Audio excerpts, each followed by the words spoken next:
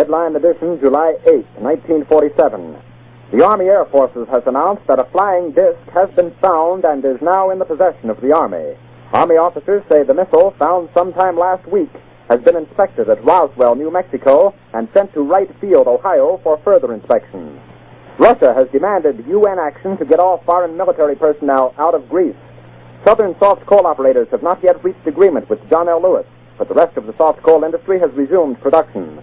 The House of Representatives has passed the tax reduction bill by more than the two-thirds which would be required to override a veto. Headline edition will bring you special reports and interviews in a moment.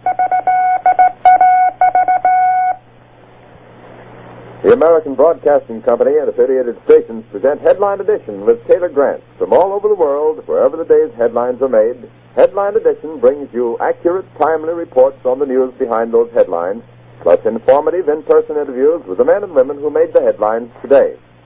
Today's edition presents a roundup of the latest developments in the finding of a flying disc, an eyewitness report of today's significant action in the UN Security Council, Ohio Congressman Thomas A. Jenkins commenting on today's House action on tax legislation, a special report on the status of soft coal negotiations, and the details of today's All-Star baseball game reported from Chicago.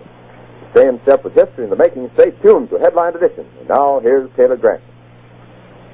Late this afternoon, a bulletin from New Mexico suggested that the widely publicized mystery of the flying saucers may soon be solved.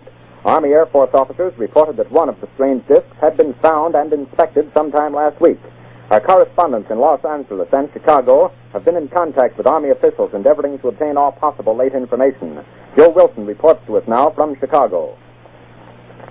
The Army may be getting to the bottom of all this talk about the so-called flying saucer. As a matter of fact, the 509th Atomic Bomb Group headquarters at Roswell, New Mexico, reports that it has received one of the discs which landed on a ranch outside Roswell.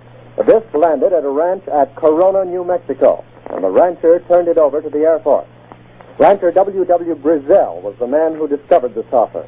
Colonel William Blanchard of the Roswell Air Base refuses to give details of what the flying disc looks like.